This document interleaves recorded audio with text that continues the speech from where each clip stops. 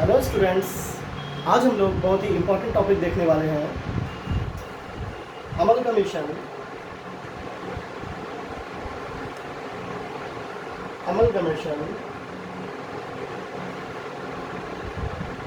Absorption and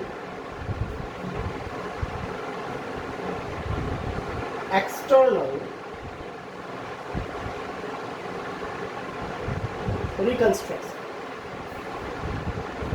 आप लोगों को क्लास में मैंने इंटरनल रिकंस्ट्रक्शन के बारे में बताया था, लेकिन यहाँ पर ये एक्सटर्नल रिकंस्ट्रक्शन की बात हो रही है। Amalgamation, absorption and external reconstruction. सबसे पहले अमलगमेशन चैप्टर को, टॉपिक को स्टार्ट करने के पहले हमें अमलगमेशन, एब्जॉर्प्शन और एक्सटर्नल रिकंस्ट्रक्शन के बारे में समझना। तो आइए एग्जाम्पल के द्वारा हम लोग अमलगमेशन, एब्जॉर्प्शन और एक्सटर्नल रिकंस्ट्रक्शन को समझते हैं। सपोज अमलगमेशन में आइए। सपोज अमलगमेशन का मतलब होता है ए कंपनी ए नाम की एक कंपनी और बी नाम की एक कंपनी। ओके, ए नाम की एक कंपनी है और बी नाम की एक कंपनी है। दोनों आपस में मिल जाती है और मिल करके एक न्यू कंपनी बनाती है जिसका नाम रखा गया एक्स लिमिटेड। ध्यान देंगे, जब दो कंपनी आपस में मिलती है और एक न्यू कंपनी का निर्माण करती है तो इस पूरे प्रोसेस को हम लोग बोलते हैं अमलगमेशन। एकीकरण, इसको एकीकरण बोला जाता है। जब एक कंपनी और दूसरी कंपनी, जब कोई दो कंपनी आपस में मिलती है और एक नए कंपनी का निर्माण करती है, एक नए कंपनी को बना लेती है, तो उसे बोलेंगे अमलगमेशन, एकीकरण। ऐसा क्यों किया जाता है? इसके पीछे बहुत सारे कारण हो सकते हैं। पहला कारण कि मार्केट में आपसी जो कंपटीशन है उसको खत्म करने के लिए, उसको समाप्त करने के लिए, आपसी कंपटीशन जो मार्केट में बने हुए हैं इन दोनों के बीच, उसको समाप्त करने के लिए दोनों कंपनी मिलकर के एक नई कंपनी बना लेती है। टेक्नोलॉजी के कारण भी ऐसा हो सकता है कि आपस में इन लोगों का जो टेक्नोलॉजी हो, एक दूसरे को जरूरत हो उस टेक्नोलॉजी का, तो आपस में मिल जाएगी, जिससे कि और बिजनेस का जो स्कोप है बढ़ सके और बेटर प्रोडक्शन हो सके, है ना। तो ऐसा बहुत सारा कारण हो सकता है। तो अमलगमेशन में क्या होता है बच्चों? अमलगमेशन में दो कंपनी आपस में मिलकर एक नई कंपनी का निर्माण करती है। इस प्रक्रिया को अमलगमेशन बोलते हैं। दूसरा है कि इसका रियल लाइफ एग्जांपल अगर हम लोग देखें तो हमें मिलता है hero company plus Honda company. अगर रियल लाइफ का बात करें, हीरो और होंडा मिलकर के कौन सी कंपनी बन गई? Hero Honda company. आपको याद होगा, आपको इस एग्जांपल से बहुत कुछ क्लियर हो जाएगा कि अगर रियल लाइफ का एग्जांपल देखें तो हीरो कंपनी और होंडा कंपनी मिलकर कौन सी कंपनी बन गई? Hero Honda company. अब ये दोनों एक नहीं है, लेकिन मैं एग्जांपल दे रहा हूँ कि ऐसा था कि नहीं। ऐसा तो था कि हीरो कंपनी और होंडा कंपनी मिलकर कौन सी कंपनी बना ली? Hero Honda company. Okay, next. Suppose आपको याद होगा कि आपको याद होगा एक हच कंपनी और एक वोडाफोन कंपनी। तो हच कंपनी जो थी और वोडाफोन कंपनी जो थी,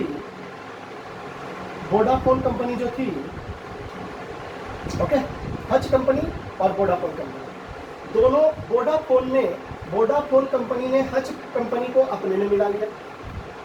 वोडाफोन कंपनी ने हच कंपनी को अपने में मिला लिया और कंपनी का नाम क्या बन गया? कंपनी का नाम हो गया वोडा। ध्यान से समझेंगे, कंपनी का नाम वोडाफोन ही रह गया।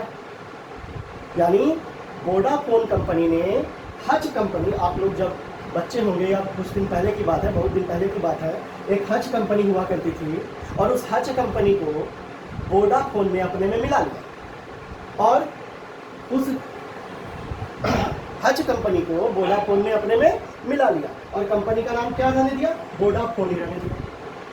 ठीक है। तो एक कंपनी ने दूसरे कंपनी को अपने में मिला लिया। एक कंपनी जो उसके पास रिसोर्सेज ज़्यादा थे, उन्होंने हच को अपने में मिला लिया और कंपनी कौन सी रह गई? वोडाफोन कंपनी रह गई। किसी नए कंपनी का निर्माण नहीं हुआ, किसी नए कंपनी का निर्माण नहीं हुआ। तो इस प्रक्रिया को क्या बोलेंगे? इस प्रक्रिया को बोलेंगे एब्जॉर्प्शन। इस प्रक्रिया को सब मिलियन बोलेंगे, एब्जॉर्ब किया। वोडाफोन ने हच कंपनी को अपने में एब्जॉर्ब कर लिया। वोडाफोन ने हच कंपनी को अपने में एब्जॉर्ब कर लिया, तो इसे एब्जॉर्प्शन बोलेंगे। यहाँ पर किसी नए कंपनी का निर्माण नहीं हुआ है। तो अब आप समझ सकते हैं कि एब्जॉर्प्शन क्या होता है।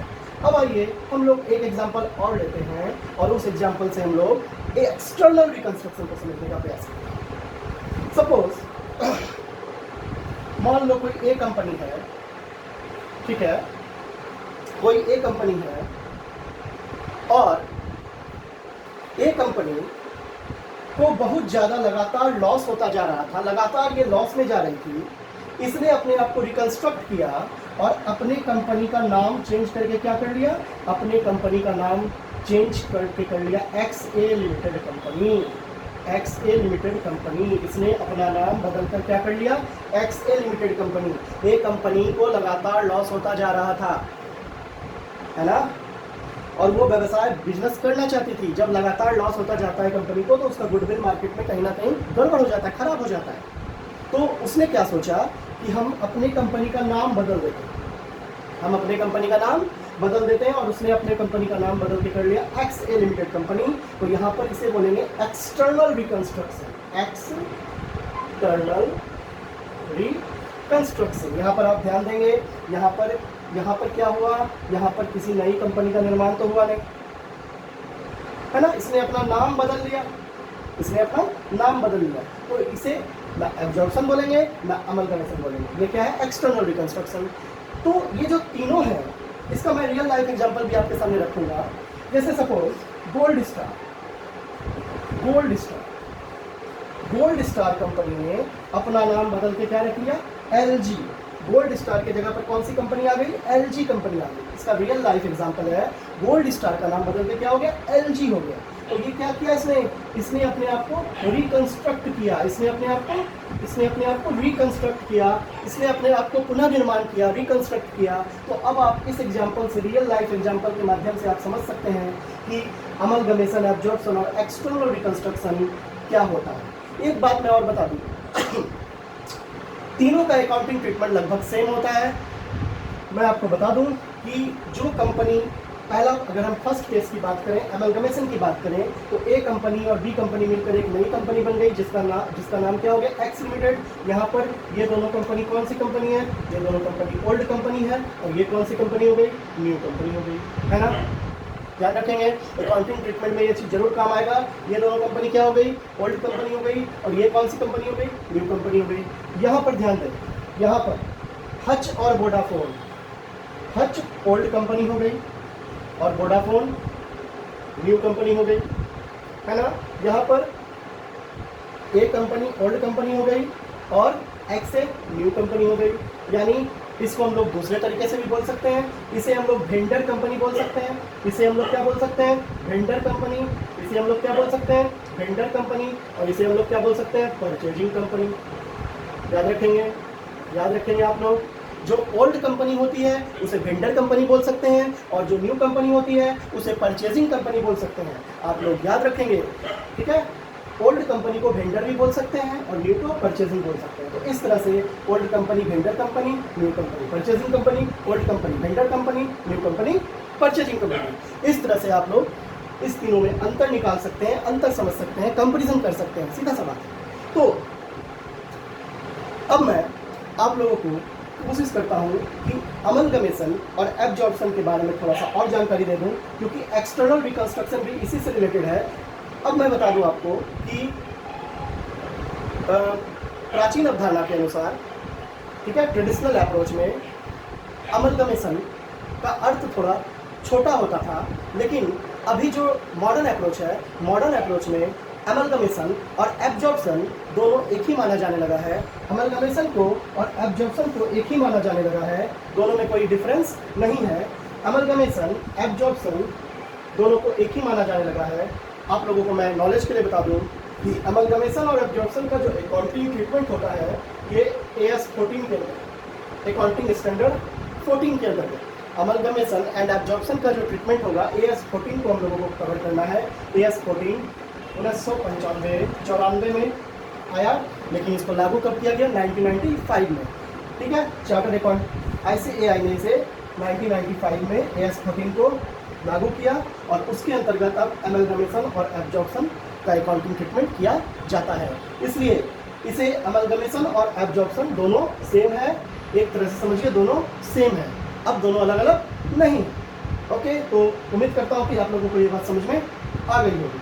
अब हम लोग बात करेंगे अमलगमेशन, चूंकि अमलगमेशन और एब्जॉर्प्शन सेम है तो हम लोग अमलगमेशन का ही बात करेंगे। अगर हम लोग अमलगमेशन का सेंस बना लेंगे, अगर अमलगमेशन का कंसेप्ट समझ लेंगे तो एब्जॉर्प्शन, एक्सटर्नल रिकंस्ट्रक्शन सब बन जाएगा। ओके, अब हम लोग अमलगमेशन और एब्जॉर्प्शन में कुछ बेसिक डिफरेंस को समझने का प्रयास करते हैं। कभी कभी जब एग्जाम में आप बैठेंगे तो कभी कभी एग्जाम में क्वेश्चंस आ जाते हैं कि अमलगमेशन और what is amalgamation, explain the merits and demerits of amalgamation, amalgamation के क्या मेरिट्स हैं क्या डिमेरिट्स हैं, है ना। कभी कभी आपसे क्वेश्चन कर दिया जाएगा what is amalgamation, explain the difference between amalgamation and absorption, amalgamation और एब्जॉर्प्शन में क्या डिफरेंस है, तो उसको हम लोग समझने का प्रयास करते हैं। आइए सबसे पहले मैं बता दूं, सबसे पहले तो ये डिफरेंस है, इस चार्ट को आपको याद रखना है, इस चार्ट को आपको याद रखना है, इस चार्ट को आपको याद रखना है कि अमलगमेशन क्या होता है, एब्जॉर्प्शन क्या होता है और एक्सटर्नल रिकंस्ट्रक्शन क्या होता है। अगर अमलगमेशन और एब्जॉर्प्शन की बात करें, डिफरेंस की बात करें, तो आप ध्यान दें कि minimum number of companies involve, अगर कंपेरिजन दोनों में किया जाए कि अमलगमेशन और एब्जॉर्प्शन में क्या कंपेरिजन होता है, क्या कंपेरिजन है, क्या डिफरेंसेस हैं, अगर डिफरेंस की बात की जाए तो सबसे पहला पॉइंट बनता है minimum number of company involves. आप लोग नोट कर सकते हैं, अगर चाहे इस बात को आप लोग पॉइंट बाय पॉइंट इस बात को नोट कर सकते हैं, क्योंकि एग्जाम में हो सकता है बेसिक डिफरेंस आपसे पूछ दिया जाए कि अमलगमेशन और एब्जॉर्प्शन में क्या डिफरेंस है। तो मैं आपको बता दूं, पहला पॉइंट होगा minimum number of companies involves, minimum number of company involves, यानी अमलगमेशन और एब्जॉर्प्शन में कितने कंपनी इन्वॉल्व होते हैं। तो आपको क्या डिफरेंस देना है, इसमें 3 कंपनी इन्वॉल्व होती है ना, इसमें 3 कंपनी इन्वॉल्व होती है, अमलगमेशन में 3 कंपनी इन्वॉल्व होती है, इसमें 3 और इसमें 2, इसमें 2 कंपनी इन्वॉल्व हुई, इसमें 2 कंपनी इन्वॉल्व हुई, 3 कंपनी इन्वॉल्व हुई। कैसे, आइए समझते हैं। यहाँ पर देखिए अमलगमेशन में 3 कंपनी इन्वॉल्व हुई ना, देखिए 1, 2 और 3, और यहाँ देखिए यहाँ पर 2 कंपनी इन्वॉल्व हुई, हच एंड वोडाफोन 2 कंपनी हुई ना, 1 और 2, यहाँ पर देखिए 1, 2, 3 कंपनी इन्वॉल्व हुई ना। आइए दूसरा डिफरेंस समझने का प्रयास करते हैं। दूसरा डिफरेंस है creation of a new company, दूसरा डिफरेंस का पॉइंट क्या हो सकता है, creation of a new company, दूसरा डिफरेंस का point creation of a new company. इसके अंतर्गत अमलगमेशन और एब्जॉर्प्शन के अंतर्गत न्यू कंपनी का क्रिएशन जो होता है उसके बारे में मैं बता रहा। इसमें अमलगमेशन में creation of a new company yes हाँ होता है।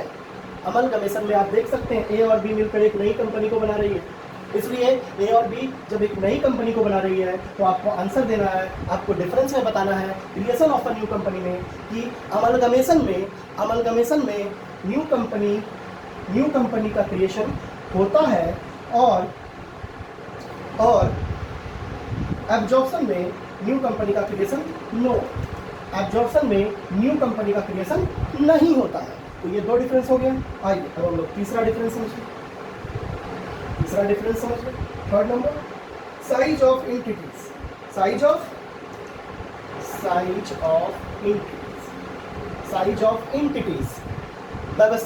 ऑफ एंटिटीज का मतलब हुआ व्यापार का आकार कैसा कैसा होता है, तो ये दोनों सेम साइज के हो सकते हैं, अमलगमेशन में दोनों सेम साइज के हो सकते हैं, और इसमें एक जो है एक लार्ज साइज का होगा, एक लार्ज हो सकता है, एक लार्ज साइज हो सकता है। तब ना वोडाफोन के पास जब ज़्यादा रिसोर्सेज होगा तब ना वो हज को अपने में मिला लेगा, है ना, तब ना वो हज को अपने में मिला लेगा। तो इसमें लार्ज साइज एक कंपनी का हो सकता है, इसमें सेम साइज हो सकते हैं दोनों के। अगर अंतर की बात की जाए, साइज ऑफ अगर अंतर की बात की जाए, है ना, साइज ऑफ एंटिटीज की बात की जाए, तो यहाँ पर दोनों कंपनी सेम आकार के हो सकते हैं, और यहाँ पर एक कंपनी लार्ज आकार के हो सकते हैं, लार्ज साइज के हो सकते हैं, है ना। तो ये डिफरेंस भी आपको काम आ सकता है। आइए आगे देखते हैं, आगे देखते हैं और क्या डिफरेंस हो सकता है। और डिफरेंस क्या हो सकता है, how many companies liquidated, how many companies liquidated, how many companies liquidated, कौन कितने कितने कंपनी के लिक्विडेटेड हो सकते हैं।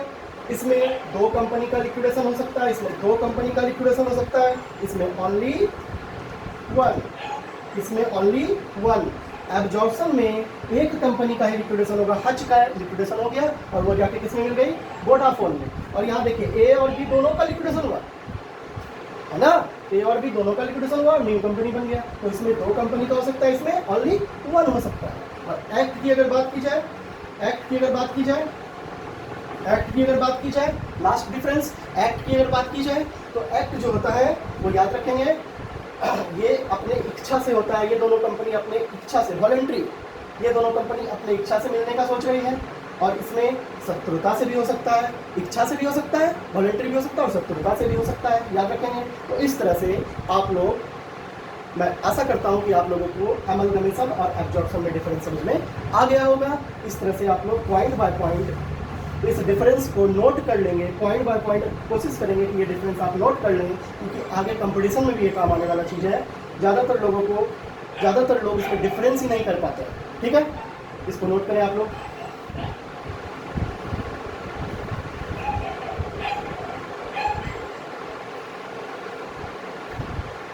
अब हम लोग इसको साफ कर रहा हूं मैं।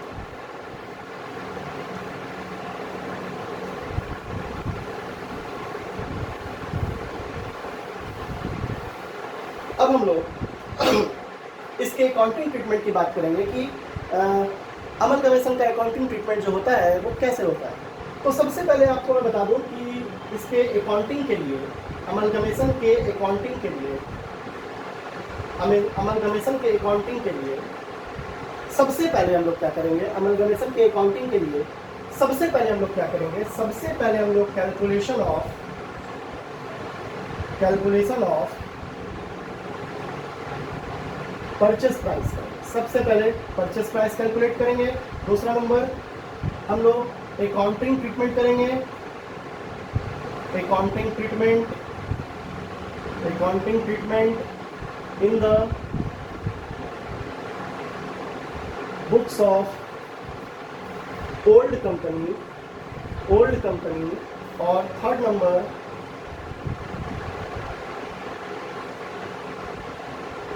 Accounting treatment in the books of new company. इस तरह से हम लोग अलग अलग करके सीखेंगे। सबसे पहले हम लोग नेक्स्ट क्लास में परचेज प्राइस निकालना सीखेंगे कि जब एक कंपनी किसी दूसरे कंपनी को अपने में मिला लेती है तो एक कंपनी परचेजिंग कंपनी हो जाती है और दूसरी कंपनी जिसको मिलाया जाता है अपने में वो वेंडर कंपनी हो जाती है। तो वहाँ पर परचेजिंग कंपनी को कुछ परचेज प्राइस पे करना पड़ता है। उस परचेज प्राइस को कैसे निकालेंगे ये सीखेंगे हम लोग नेक्स्ट वीडियो में। उसके बाद हम लोग देखेंगे किस तरह से अकाउंटिंग ट्रीटमेंट किया जाता है ओल्ड कंपनी यानी वेंडर कंपनी के बुक में, और किस तरह से परचेजिंग कंपनी के बुक में एंट्री ये जाते हैं। ये सब हम लोग अगले क्लास में नेक्स्ट वीडियोज़ में सीखेंगे। मैं आशा करता हूँ कि आप लोगों को अमलगमेशन और एब्जॉर्प्शन का कंसेप्ट समझ में आया होगा। आप लोग इस डिफरेंस को जरूर, इसका नोट्स जरूर तैयार करें एग्जाम्पल के साथ, और तैयार करके जो भी प्रॉब्लम्स हो अगर आप लोगों को तो मुझसे शेयर करें व्हाट्सएप पे। ओके, तो उम्मीद करता हूँ कि आप लोगों को समझ में आ गया होगा। नेक्स्ट वीडियो में परचेज प्राइस कैलकुलेट करने सिखाऊंगा। Thank you.